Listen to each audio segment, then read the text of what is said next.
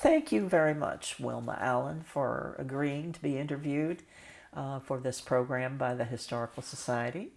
And today it's the 25th of January, and it's the year is 2024. And we are sitting in the former post office of Glenwood, which Wilma has a long attachment to. So you were not born in this area. Tell us where you were born and how you got here. I was born in McKinnon, Tennessee, and I was raised in Cadiz, Kentucky, the land between the lakes. And I married when I was 16 and moved here to DeLand. Lived in Orlando for about a year and a half too, and then moved back to DeLand. And I've been here ever since then. What was DeLand like then? Oh, peaceful. You could walk. The traffic was nothing. My husband's family lived off Old Daytona Road, and we stayed with his mother for a while, and then we moved different places in DeLand, and finally moved right back behind her off the Old Daytona Road, and it was just a more peaceful place. I immediately went to work for Duval Home, worked for them for about 4 years. Then from there, I went to work at the Sugar Top. What's the Sugar Top? Sugar Top was a restaurant which was known as Hampton's in the recent years. It was Sugar Top from 1957 to probably 1970 something. And I worked there many years, 17 total. Loved it. It was just the nicest place to be at. Great boss, Carl Sugar. Greatest man in the world. He walked on water. So that was around here? Yes. Okay. So what was this community like when you first came here? There were only about 60-some houses when I moved out here. I actually moved out, bought the house in '76 over on Van Cleef. And I thought it was the most beautiful thing I'd ever seen. I loved it. To drive down Grand Avenue and those oaks that overhung that road, it was just like going into fantasy. It was such a beautiful place. Everyone I met out here was nice, and I can name the people that lived here just about then. And I lived over there on Van Cleef until 21 years ago. So I was And that's here. when you came here to this No, property? that's when I bought this property here. I came here in 1993 to help Mary when I came back from Germany. And then in '97, Mary didn't want to do it anymore. Mary was? Mary Luther was the postmaster at that time, and she did not want to keep the job. She asked me if I'd take it. And I said, I'll pray about it. And Joe Guthrie was postmaster at that time, and he called and he said, Wilma, are you interested in taking that? And I said, I'm not sure, but I made my mind up in about 2 days to take it. And Joe told me, he said, Wilma, it's the hub of the community. Take it and do what you can do with it. And it flourished. It became my life. Describe an average day's activities. Average days, none of them were the same. There's too many of them to think of, but it was the people. I became friendly with all the people, knew most everybody out here, could help them when they needed help, if they had something they wanted to find out about, where do we go to do this, or how do we do that, or I felt that I was a help to them. Not only that were they a lifesaver or my lifeline for me, it was a loving job, because till today they still come to see me. Christmas, I got Christmas presents from them. I look forward to them. So an average day, somebody would come in and say, I need to send this package to Illinois. How would I do? Hand it to me. And I would pack it, ship it. Joe told me one time, you should do a pack and ship out there. And I said, too much trouble. But I continued to do it for the customers as they came in. And until the day we closed, we still would pack a package for them. You know, made sure it went right, that it was packed securely, did all the things, gave the customer service that I thought these people needed. If somebody was sick, they'd come in and say, who do you recommend? Who's this? Or, suggestions for things. And I always felt that they had confidence in me and trusted me. You said you were called the unofficial mayor at one point. Yeah, because I had a loud mouth. I verbally spoke. Yeah. Tell them what it is and how it is, and if they don't like it, it wasn't okay. It was okay. I became involved with the Civic Association out here. I stayed in that, an officer from the time I started till the day I walked out. And we did a lot of things for the community out here. You mentioned that the Civic Association was involved in saving an old black cemetery here locally. Yes, we were. We had tried to do something and couldn't get any help. So we finally, someone told us they were destroying property up there. So we went up there, Jerry Bullis and myself, drove up there, and sure enough, they had dozed over some stones. But we couldn't, the writing on the stones was it wasn't readable, You were talking about headstones. Headstones. So we called the county, got a stop work order on it. And then other people came in and took over then, and they did get it straightened out, and they have cleaned it up. I don't know what it looks like now. That's probably been 10 or 15 years ago. So any idea who the people were who were buried there? One of the names I remember is Smith. You're really up on a lot of history of this area. Well, I'm interested in history, period. Anywhere. I don't care if it's here or wherever. But the history here, this property of Glenwood is a grant from the King of Spain in 1772. It's the 1700s. And it was plantations. I don't know how many, but there was a pineapple plantation right in this kind of immediate area at that time, and they did pineapple until the freeze of 1886. And the road, the double drive, is something we fought to save as the Civic Association, because that double drive is back in history all the way back, because it was like shell and cocaine, whatever, rock, pine straw. That double drive was important to this Glenwood community for the people like myself that had lived out here for years and loved the history of it. The pineapple plantation froze, but right up the road here they had a celery plantation. They grew celery. And until the war, it was white, because people didn't eat green celery. Then after the war, when the war started, they had to have all of the lumber for the war, they stopped having the cover on the celery.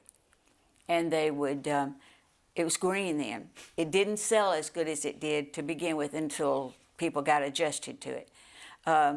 This post office was established in 1879, and it's been in several different places. It was originally on the river, which is Highland Park, but that was probably Spring Garden at that time.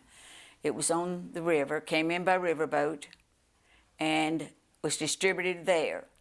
It was in houses after that, and I don't know the names of all the people who had it during that time. You're talking about the Postal Service? The Postal Service. It moved to a house. I think that may have burned up there years ago, and they did have a problem up there. It was at one time in the old Glenwood Hotel. The mail was dropped off by train over on the railroad track. Till today, there's a post there that hangs there that has an arm on it that the mail was hung on, and the train was snatched it off the arm.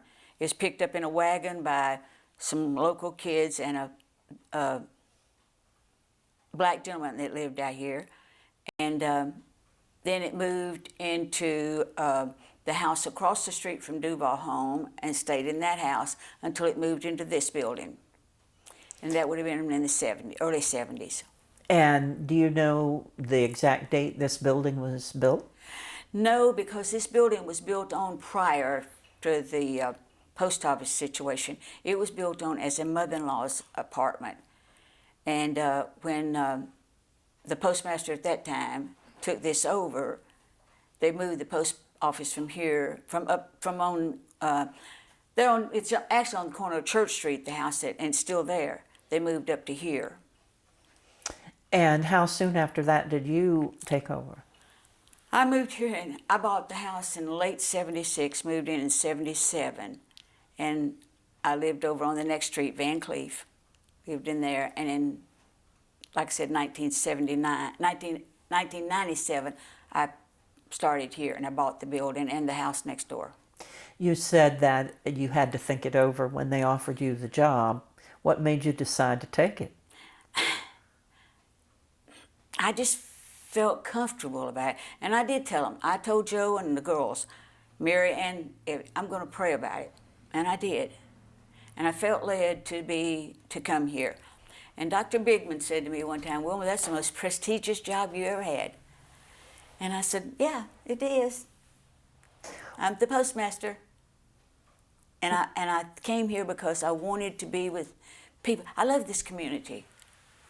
Glenwood is an important little community. When I bought my house out here, my mother-in-law said to me, why are you moving out there? And I said, because I like it out there. It's quiet. It's a neighborhood that you can get used to. So you weren't just the postmaster.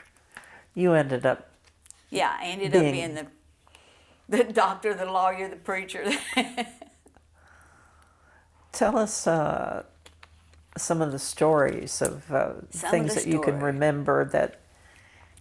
Well, this post office struggled for a long time because the pay, I was tired of that. Pay wasn't that great. And I told someone that I was not, didn't know if I could keep going because I wasn't making enough money. And I needed to do upgrades because the post office required it. And his name was Charles. And he came in one morning and he opened his checkbook up and he said, Wilma, I hear you're having problems. I said, well, Charles, I don't know if I'm going to be able to make it because it's just expensive to do this and not having enough help to do it. And he tore that check out of that checkbook, landed on the counter, and it was blank. He said, make that check out for what you need. And I said, I can't do that. And I did not do that. I knew that I could struggle and I knew I'd make a way, and it did. But there were people like him that did things like that that made me feel like I still needed to stay here. As I told her, Carl Jones, my neighbor for years, he'd come here once every month or so and come and knock on the door. He said, can you cut my hair today? I'd go out there and cut his hair. You know, there were so many people that walked in here that made me know I was where I needed to be. And tell us about the open bar breakfast. How did that get started? I'm a good cook.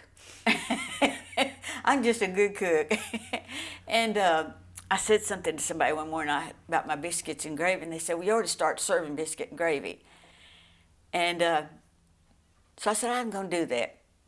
So I made biscuits and gravy, left it sitting on the kitchen counter over there. Homemade biscuits, homemade gravy, coffee, sitting on the counter. And I let a few of the older men out here know they'd come in the morning. So they'd come on Thursday morning. They'd walk down there, go in the kitchen, get their breakfast, and sit there and eat and talk and gossip. Come back over here and say, thanks, Wilma, bye. And it just became a thing. And it was in the Orlando Sentinel about it. A really pretty article they wrote about it. Because it was the country thing, the thing that I grew up with. You grew up with knowing you could feel comfortable in any store. You know, you can walk in and know that they're not trying to take something away from you. They're giving you something. And I just felt comfortable with it. Sounds like Southern hospitality. That's Southern hospitality and customer service on its, you know. And obviously it was greatly appreciated by the community. Oh, yeah, the ones that came, yes, they did. And there was about 10 of the guys that were regular in here. Bob, one of the restaurant owners, told me one time, he said, Wilma, you got to stop doing that. You're cutting my Thursday mornings out. So it was, you know. You mentioned a scary thing that happened to you here. You want to tell us that story? The worst and the most scariest thing that ever happened to me was I came in here one morning and I come in the side door and I heard this rustling noise out in the thing, and we had had bears so badly. I'm like, oh my God, I hope a bear didn't get in that front lobby. So I come on in, I said, good morning. Nothing. I'm like, oh, it's a bear. I said, good morning.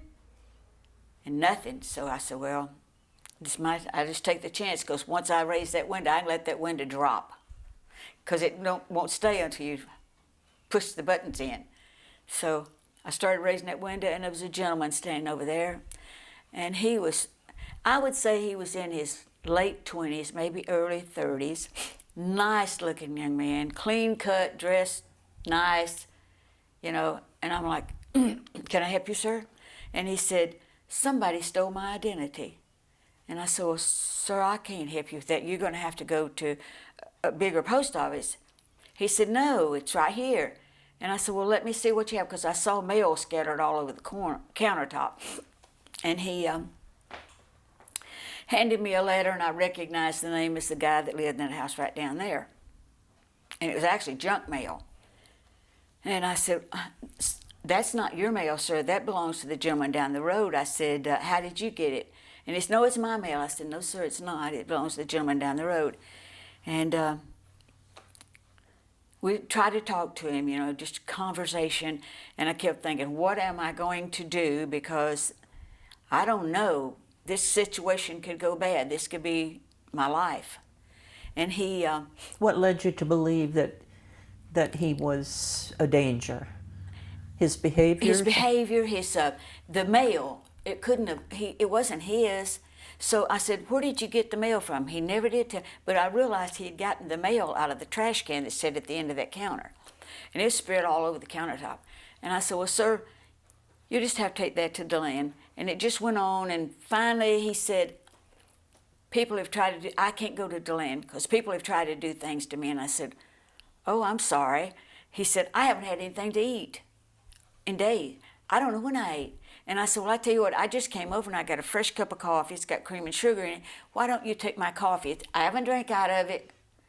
And I handed it to him, and he just drank that coffee down right like that, And he said, I haven't had anything to eat. And I said, well, I have crackers here, those little wafer cracker things. And I brought them up there, and I handed it to him. He said, no. And I said, oh, then I realized. So I took the crackers back. I took a cracker out. I broke it in half, ate half that, and handed it to him. He ate the rest of those crackers like crazy. And he continued to tell me about things, and bad things. And I knew then there was some kind of drug-related type something or mind thing. So about that time, the telephone rang, and I answered it, and it was my supervisor at that time, who's Kurt Rickles. He's postmaster in DeLand now. And I said, Kurt, he said, I'm coming to do an audit. I said, Kurt, come right now. He said, no, I'll be there in a little bit. I said, no, Kurt, I want you to come right now and get it over with. And Kurt said he later told me, he said, I knew something was wrong. So I hung that phone up, and I said to the guy, I said, let me go to the house and get you some bananas and some stuff from the house. He said, you're going to call the police? I said, no, sir, I will not. I promise you. I said, you can watch me. But actually, he couldn't watch me because I didn't realize then he was locked in. So I went to the house, and on the way to the house, I hit redial on my phone. And I said, Kurt, I have a man in the office I don't know what to do with. It's crazy. Something's wrong. Please get out here now and call the sheriff before you come. So he did. And he come in the door, and he walked up in there, and I told you, there's a little space in there, just wide enough barely for two people to pass sideways in. And the guy said, I can't get out the door. And Kurt said, well, where's your spare key? I said, it's over at the house. That door, that front door, has only a key lock on it. And I said, I'll run get it. So when I went out the door, I don't know what Kurt said to him, or if he said something, I don't know what happened. He jumped that counter and was back there with Kurt, and he went running out the door, and I stepped aside, and then we locked the door. Sheriff was here by then. The young boy had a problem, I don't know his name, don't know nothing about him. I do know that about they got him, brought him back here, and about maybe 30 minutes later, they come inside and said, Wilma, he would like to talk to you. And I went outside, and he said, I'm so sorry I wouldn't have hurt you. I said, I felt that. I felt that in my heart that you would not hurt me. And I did, but I was still scared because you don't know how someone in that state of mind is going to react. My other scary story was opening that window one morning and seeing a woman sitting on the floor over there. And it was cold, cold that morning. It must have been in the 40s that day. And she was sitting there on the floor, and I knew her. And I said, "Hun, just sit still. I'll be right around there to get you." And I went out the door and I went and got her, and I brought her in here and I put my coat on her. I had the heat going then. And I said, "I'll get in touch with your son." And I couldn't get her son on the phone, so... You knew this woman? Yeah, I knew her personally. She had dementia really bad. And I could not get her son for nothing. He was just down the road. So Homer McMillan came in the door, and I said, "Homer, will you run her home?" And he knew who it was too. He said, "Well, that's not a good plan." He said, "Somebody might, if something happened." He said, "You take her home and I'll watch the post office." I said, "Okay." So I took her home and I said to her, "I'm going to leave you here and I'm going to lock you in. I'm locking the front door.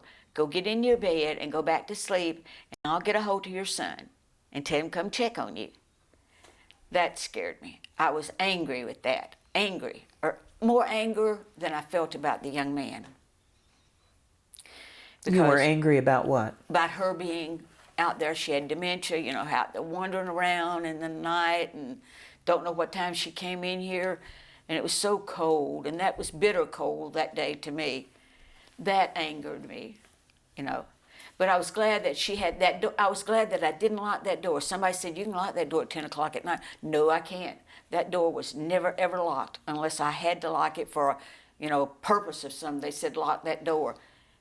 You could always get in that door, and she knew she could come in here. And be warm. Be warmer because there was no heat in here at that time. But she was, I felt really sorry for her. So tell us a little more about some of the history of the area, things that you found out. You got some thick files over there. I got some thick files, and I got newspaper things that thick at the house where we've had issues that they came in here. Changes in Glenwood.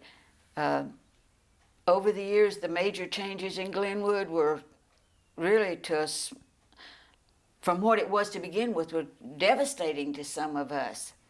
We didn't really want the growth, knowing you couldn't stop the growth. Growth has to happen, but not knowing what to do about it.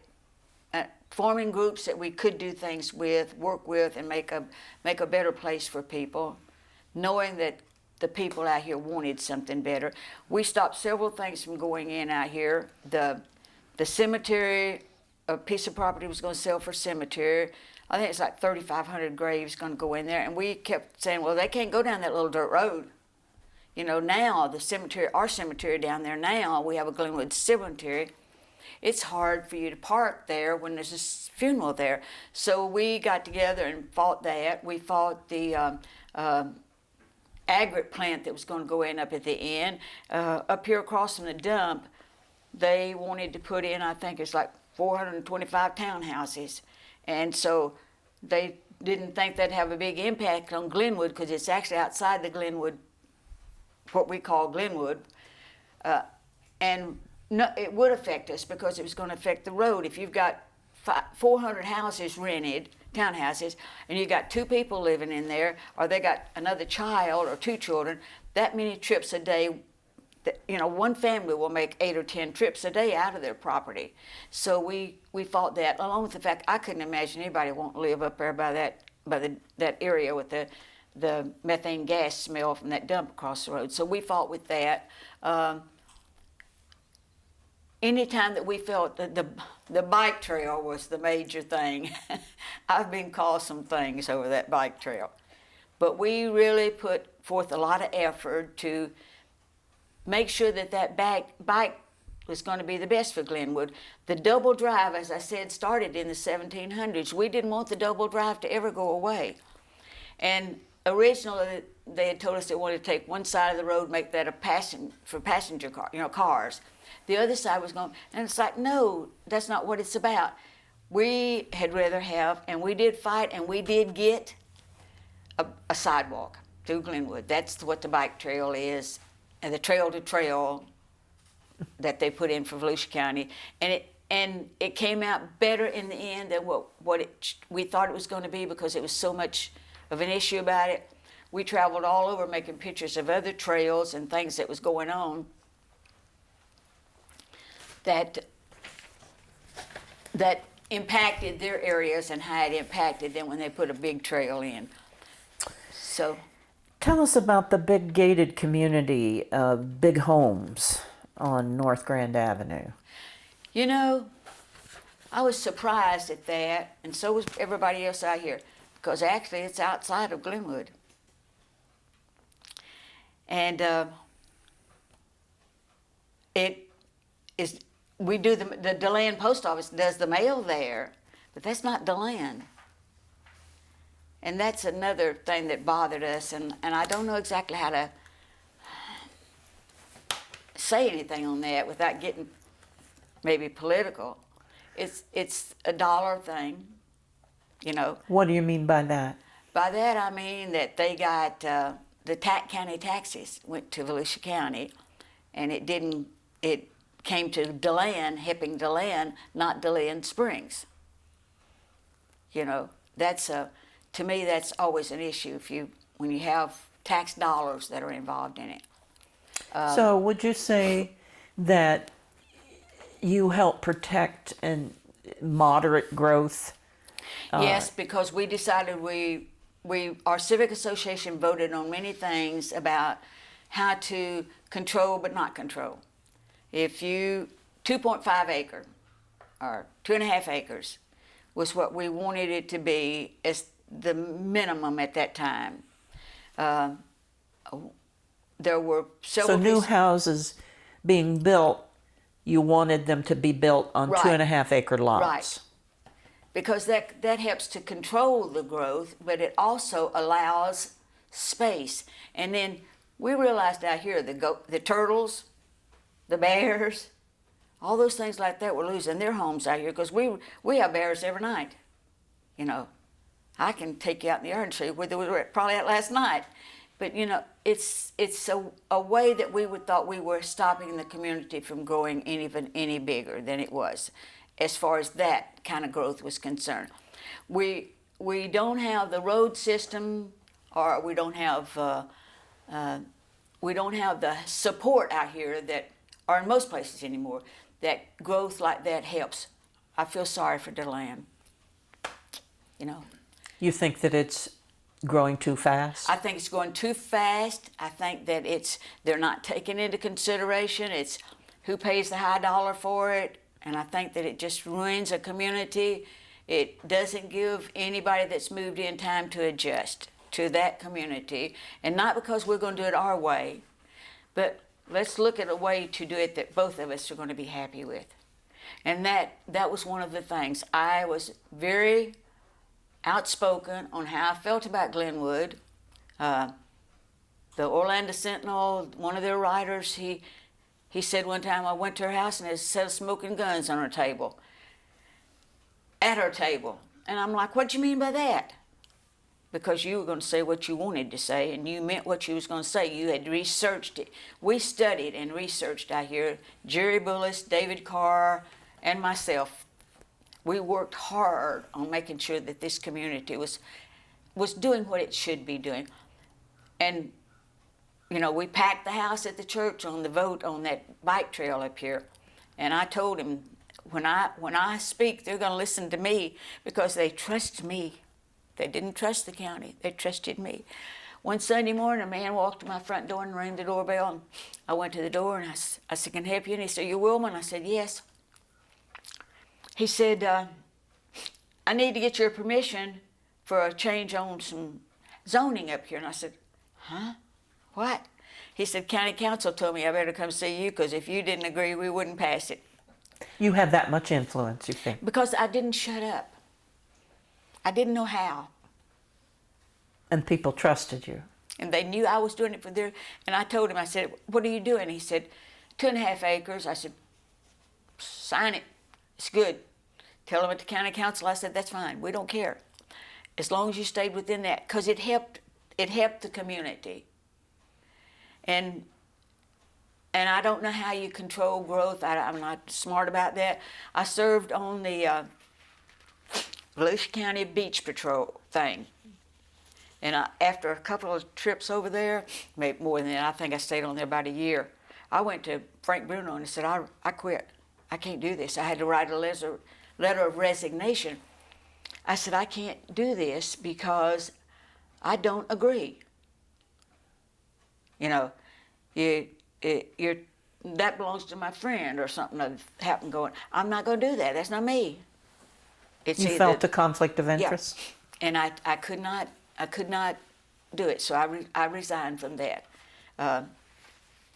Well, people must have respected you for doing that. I think so.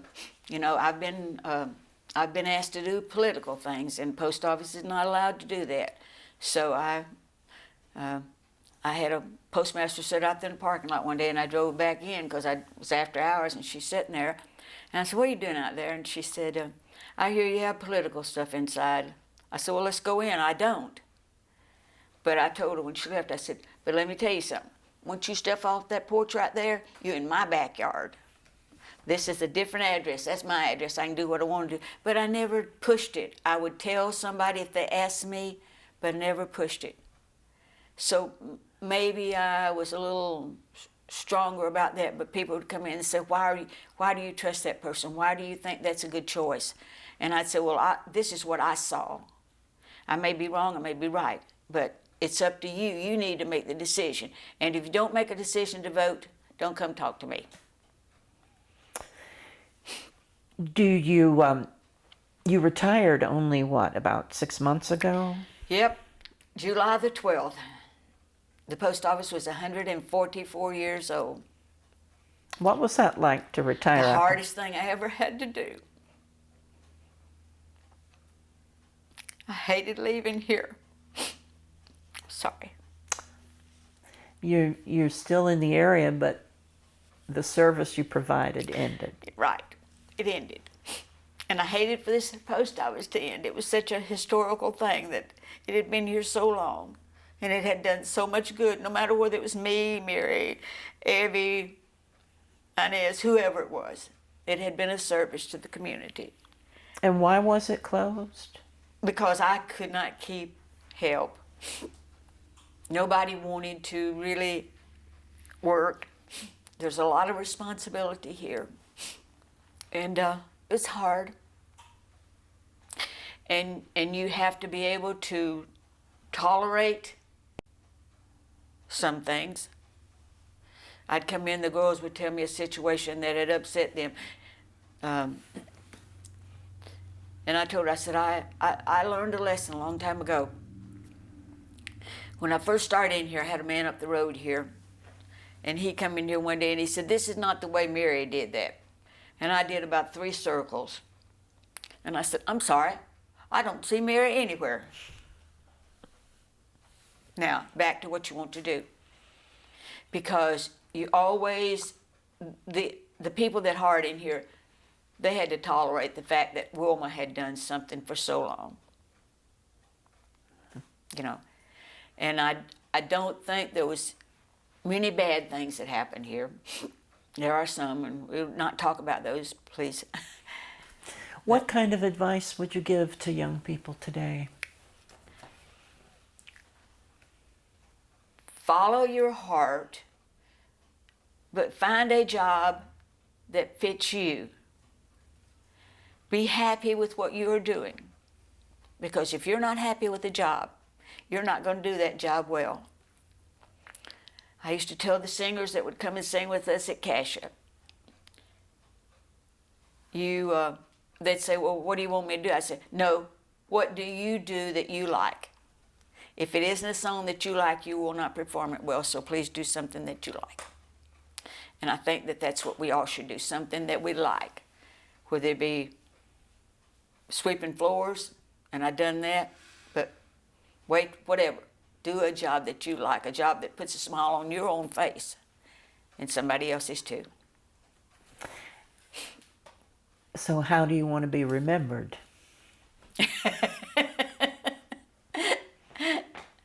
I want to be remembered first as mom, second as a good boss,